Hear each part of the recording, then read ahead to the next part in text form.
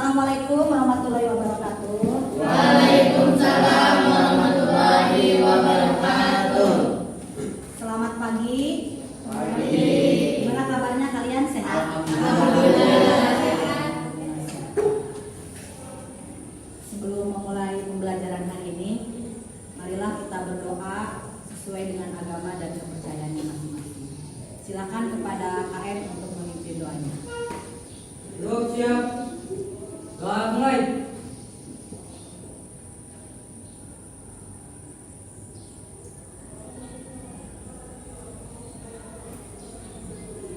Assalamualaikum warahmatullahi wabarakatuh. Waalaikumsalam warahmatullahi wabarakatuh. Hari ini siapa yang sudah hadir? Semua, alhamdulillah. Ibu Rina akan mengecek kelasnya. Udah bersih kelasnya? Udah. Terus dilihat temannya atributnya sudah lengkap belum? Ayo dilihat. Terima kasih. Untuk hari ini kalian hadir tepat pada bentuk apa? Disiplin. Ini ada lagu ya. Sebelum mulai pembelajaran, kita menyanyikan lagu kebangsaan dulu ya.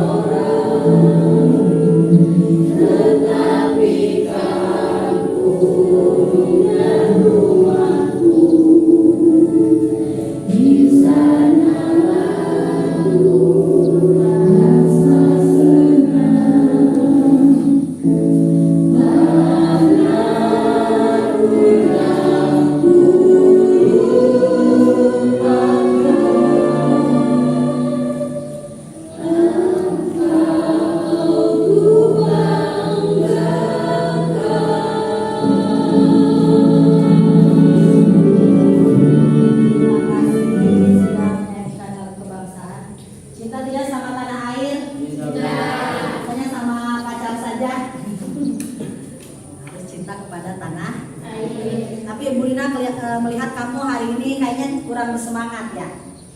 Tadi subuh sholat tidak? Harus sholat. Sholat itu adalah kewajiban. Sholat itu apa? Tiang. Jadi memulai hari itu harus dengan sholat. Bentuk apa Lola? Bentuk rasa bersyukur. Kita bangun dalam keadaan sehat walafiat dengan melakukan sholat subuh. Nah, ya kita serah dulu ya.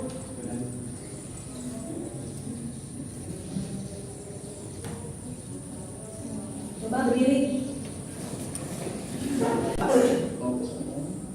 Baiklah, untuk SDG ini dipimpin oleh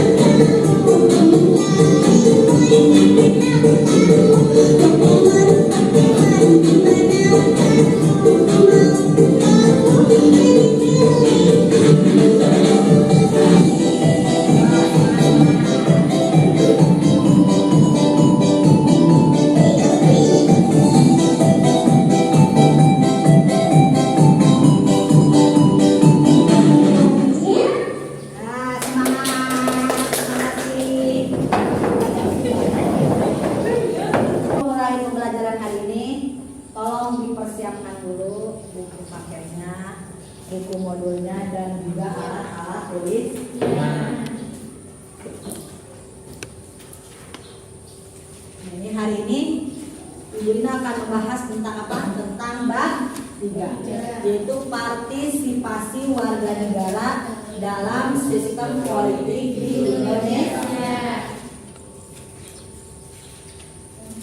Nah, ini ada beberapa kompetensi dasar KD 1.3.1, KD 2.3, 3.3, dan KD 4.3 untuk sekarang, yaitu KD 4.1.3 yaitu mendemonstrasikan hasil analisis tentang fungsi dan kewenangan lembaga-lembaga negara menurut Undang-Undang Dasar Negara Republik Indonesia tahun 1945. Ini yang harus kamu capai dalam pembelajaran ini.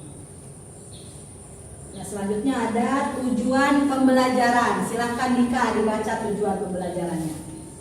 Setelah mengikuti proses pembelajaran, menerapkan model project based learning, peserta didik diharapkan dapat menunjukkan sikap tertutup, jujur, disiplin, dan tanggung jawab, serta dapat menjelaskan dan menunjukkan partisipasi warga negara dalam sistem politik Indonesia, serta menyaji dan mempresentasikan hasil analisis tentang partisipasi warga negara dalam sistem politik Republik Indonesia.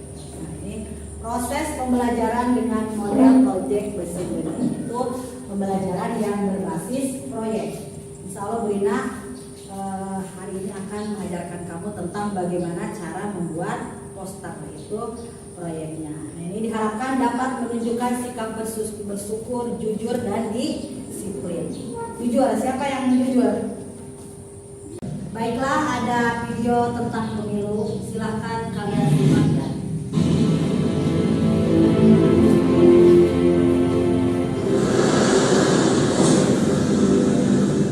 Indonesia adalah negara besar dengan sistem demokrasi yang dijalankan sejak kemerdekaannya. Desa merupakan unit terkecil arena politik, sosial, ekonomi, dan budaya yang berpengaruh kuat pada perkembangan demokrasi. Di sana tumbuh nilai-nilai kekeluargaan, gotong royong, dan musyawarah. Apabila desa sudah mampu mandiri dan rasional, diharapkan akan memberi dampak bagi tingkatan yang lebih luas, sehingga partisipasi masyarakat akan lebih berkualitas pada pemilu dan pemilihan serentak tahun 2024 mendatang. Pemilih yang mandiri dan rasional merupakan ukuran kualitas demokrasi di Indonesia. Salah satu ukurannya adalah dalam menentukan pilihan politik. Pemilih tidak lagi berorientasi pada kepentingan jangka pendek seperti uang, kekuasaan, dan kompensasi politik yang bersifat individual. Akan tetapi, pilihan politik diberikan kepada partai politik dan kandidat yang memiliki kompetensi dan integritas. Berdemokrasi dan keadilan sosial bagi rakyat. Pentingnya mendorong masyarakat berpartisipasi dalam pemilu dan pemilihan menjadi latar belakang program Desa Peduli Pemilu dan Pemilihan. Partisipasi dalam konteks ini dapat diwujudkan di antaranya menggunakan hak pilih, menjadi panitia badan ad hoc, menjadi kader agen sosialisasi dan aktif memantau proses penyelenggaraan pemilu dan pemilihan. Program ini adalah wujud nyata dari komitmen dan tanggung jawab KPU dalam menyediakan sarana pendidikan pemilih bagi masyarakat secara komprehensif dan berkelanjutan dalam rangka meningkatkan kualitas partisipasi masyarakat dalam pemilu dan pemilihan. Di awal tahun 2021, KPU telah melakukan rapat koordinasi, diskusi bersama para pakar, penyusunan modul, dan penjajakan kerjasama dengan berbagai pemangku kepentingan sebagai persiapan pelaksanaan program Desa Peduli, Pemilu dan Pemilihan. Sebagai permulaan, program ini akan dilaksanakan pada 68 desa yang tersebar di 34 provinsi, diikuti sebanyak 25 peserta di tiap desa. Peserta akan mendapatkan pelatihan tentang pengetahuan dasar kepemiluan serta keterampilan praktis pendukung lainnya. Kedepan, KPU berupaya melaksanakan program Desa Peduli Pemilu dan Pemilihan sebagai wujud pemerataan pendidikan pemilu berkelanjutan di seluruh Indonesia. Melalui program ini, diharapkan terwujud pemilih yang mandiri dan rasional dalam rangka menyongsong pemilu dan pemilihan serentak tahun 2024 mendatang. Desa Peduli Pemilu dan Pemilihan, berdesa untuk demokrasi, Indonesia dan Indonesia.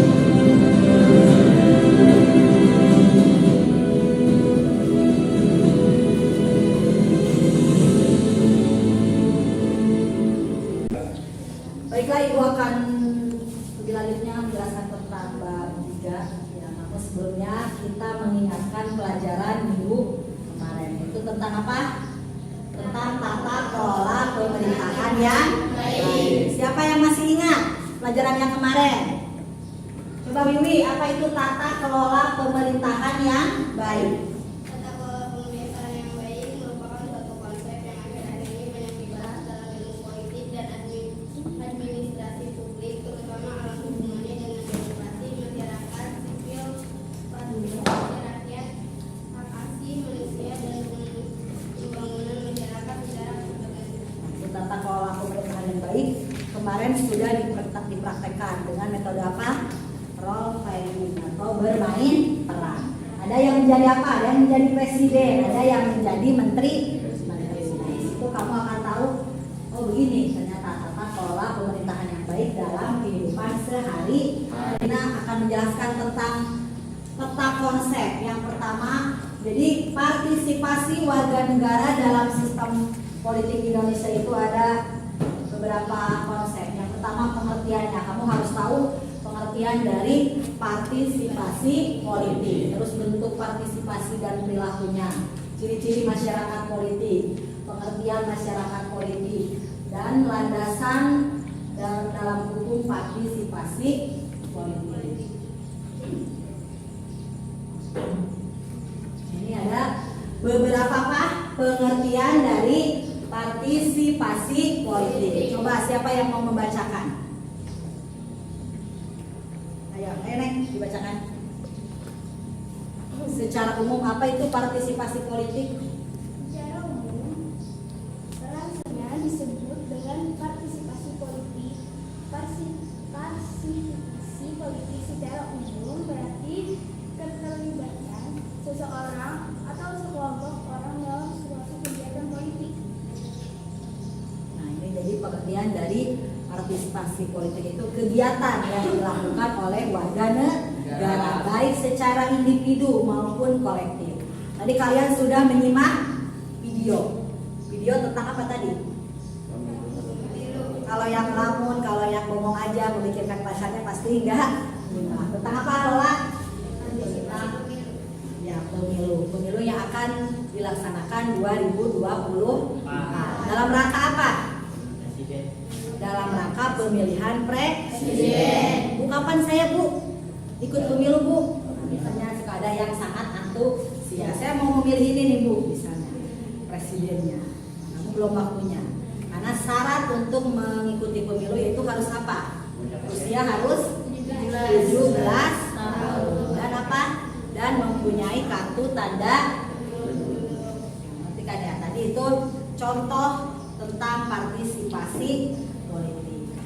Itu di negara, tapi kamu harus tahu dulu di sekolah. Kemarin ada pemilihan apa? Pemilihan ketua OSIS. Dan salah satu teman kamu ya, sekolah menjadi apa? Menjadikan tidak apa-apa ya. Mudah-mudahan tahun depan terpilih, tapi harus tetap semangat. Karena OSIS itu harus apa? Harus kuat, karena harus standby terus di sekolah. Jadi berapa orang di kelas ini yang menjadi anggota OSIS? 6 orang. 6 orang, paling banyak ini ya. Selanjutnya Ibu Rina akan menjelaskan tentang masyarakat politik. Ayo, siapa yang mau menjelaskan tentang apa itu masyarakat politik? Siapa? Silakan. Masyarakat politik ialah masyarakat yang memiliki kesadaran tentang arti politik atau masyarakat yang merasa bahwa partisipasinya dalam kehidupan bernegara sebagai warga negara menjadi amat penting untuk kehidupannya. Nah, masyarakat politik berarti siapa itu? Seluruh warga negara Indonesia yang memenuhi syarat itu harus ikut serta dalam kegiatan politik. Contohnya siapa? Ibu dan bapak kamu. Contoh terkecil misalnya di lingkungan RT ketika memilih ketua RT, ibu kamu sama bapak kamu jangan sampai apa? Golput. Mah kok golput gitu ya? Itu harus kamu ingetin karena satu suara itu menentukan nasib bangsa. Males ke mama katanya ya. Ini gambar-gambar yang berhubungan dengan pemilu. Masyarakat lagi. Tapi ada juga yang ternyata apa? Berdemo golput adalah pilihan. Memang sih hak seluruh warga itu, ada yang boleh golput, ada yang boleh ikut serta, itu tergantung hak masing-masing. Tapi sebaiknya ya harus ikut serta dalam pemilihan. Ada pemilihan kemarin tentang apa? Pemilihan ketua OSIS. Kalau di kelas kamu mengadakan pemilihan enggak? Nanti di kelas waktu diujuk dipilih temannya. Itu kamu besi saya bu, jadi saya milih. Dan apa itu hak kamu? Cuman yang Ibu Rina selalu tekankan, pilihlah dengan suara terbanyak berdasarkan musyawarah mufakat. Itu sesuai dengan sila berapa? Sila Pancasila keberapa? Keempat. Apa coba sebutkan? Keempat. Keempat apa?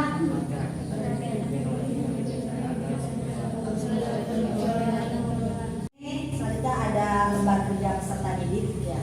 Silakan dipelajari. Satu kelompok satu ya.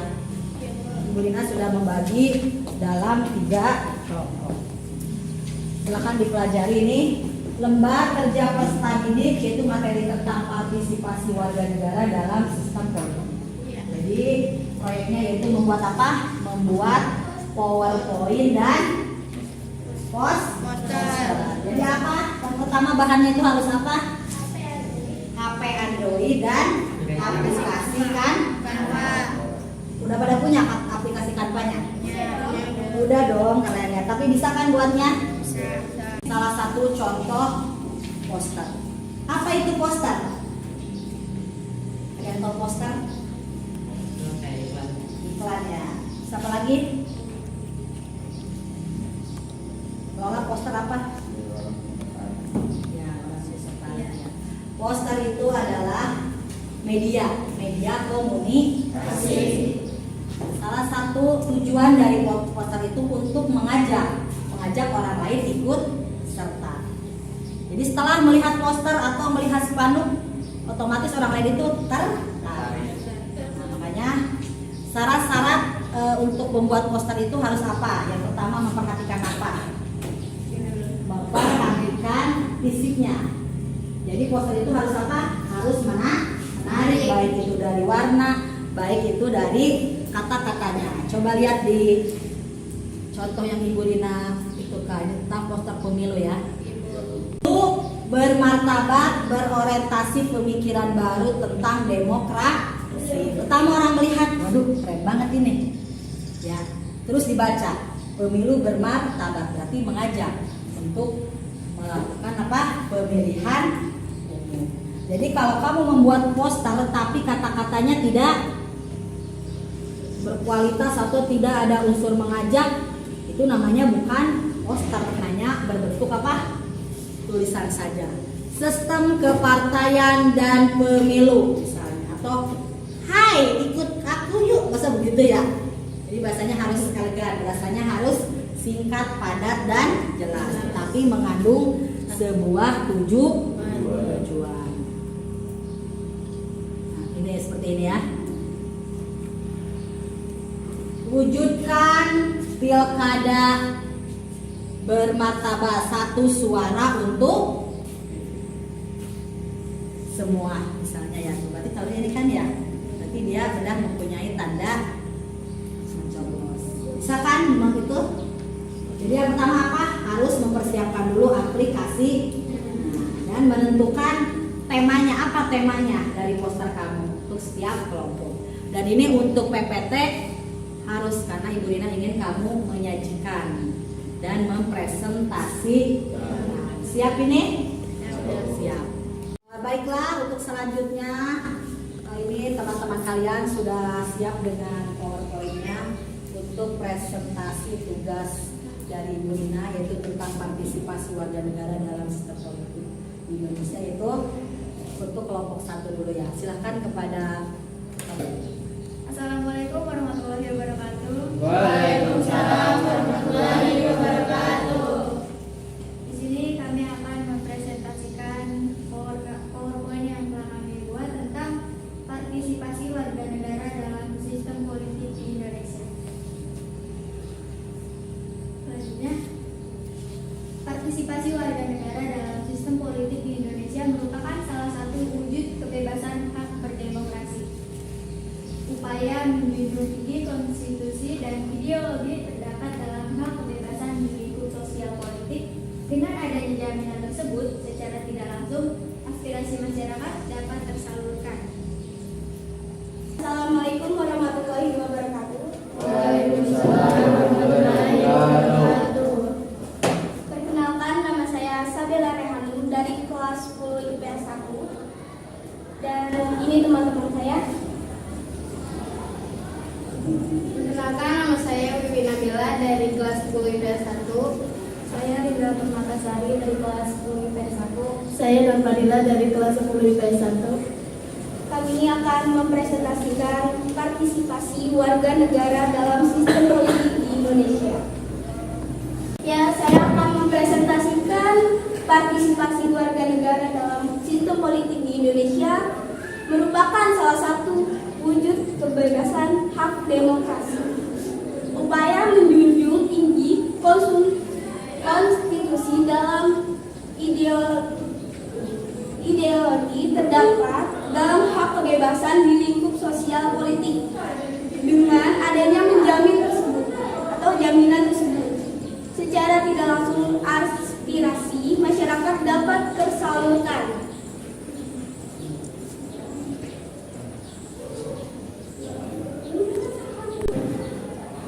Saya akan menjelaskan pengertian sistem politik merupakan keseluruhan kegiatan politik di dalam negara maupun masyarakat. Di dalamnya terdapat proses alokasi nilai-nilai dasar dan menunjukkan pola hubungan fungsional di antara kegiatan-kegiatan politik tersebut. Pelaksanaan sistem politik dapat menghasilkan keluarga quote merupakan kebijakan negara sifat yang memiliki meningkatkan keseluruhan warga negara.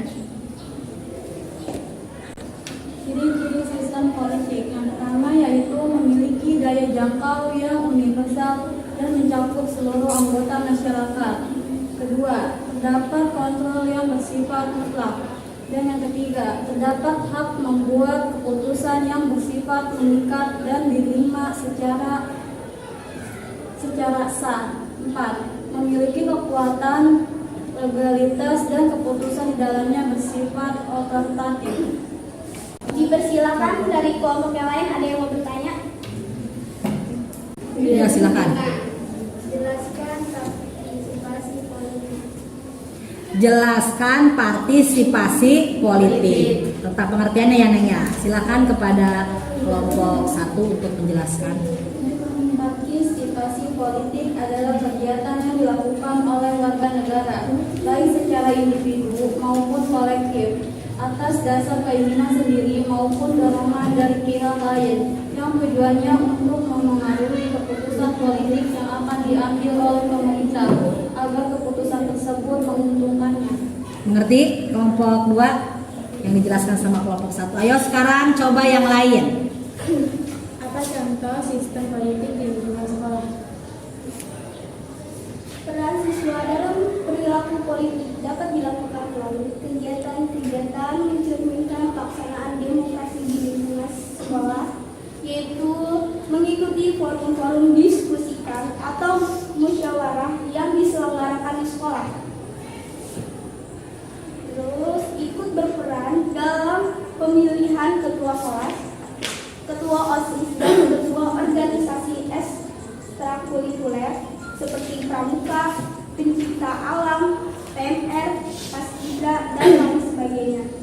Ketiga, ikut melihat dalam pembuatan anggaran dasar dan anggaran rumah tangga OSIS atau organisasi ekstrakurikuler yang diikuti.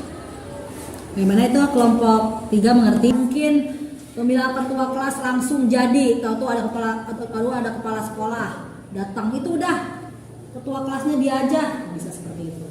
Tapi harus dimusyawarahkan, harus dipilih dengan suara terbanyak. Itu merupakan contoh apa? Contoh dari Pancasila sila keberapa?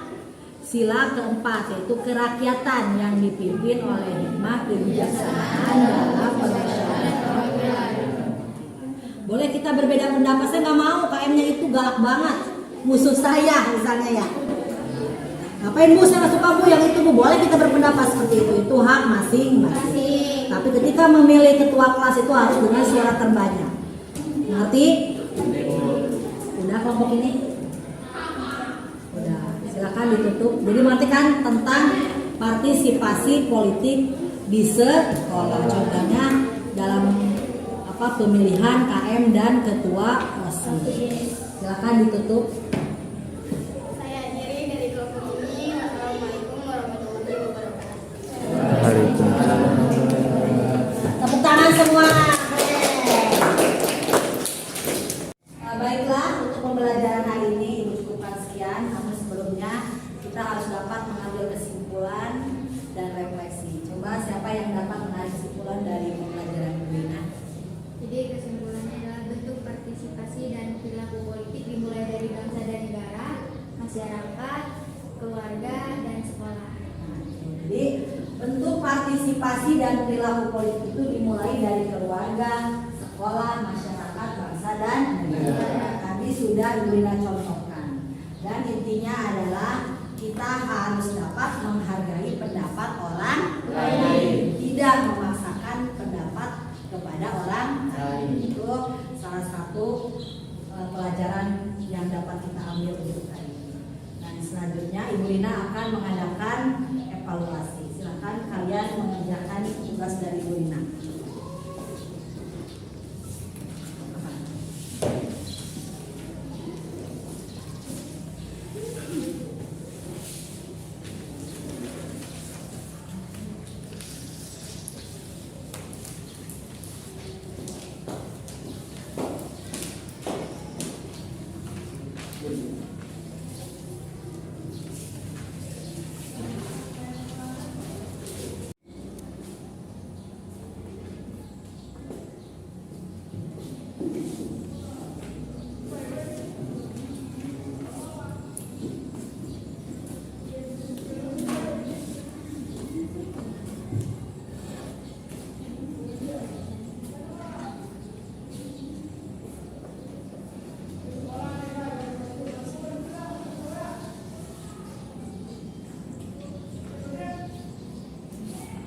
Sudah selesai? Jadi sudah selesai ini tugas evaluasi dari Ibu Lina.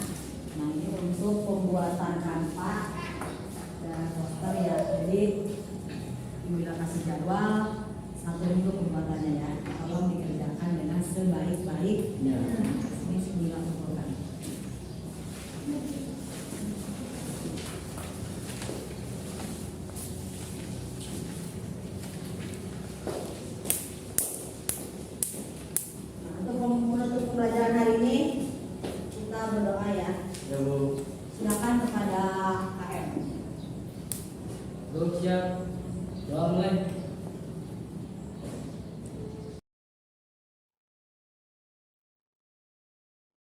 Selesai bersama.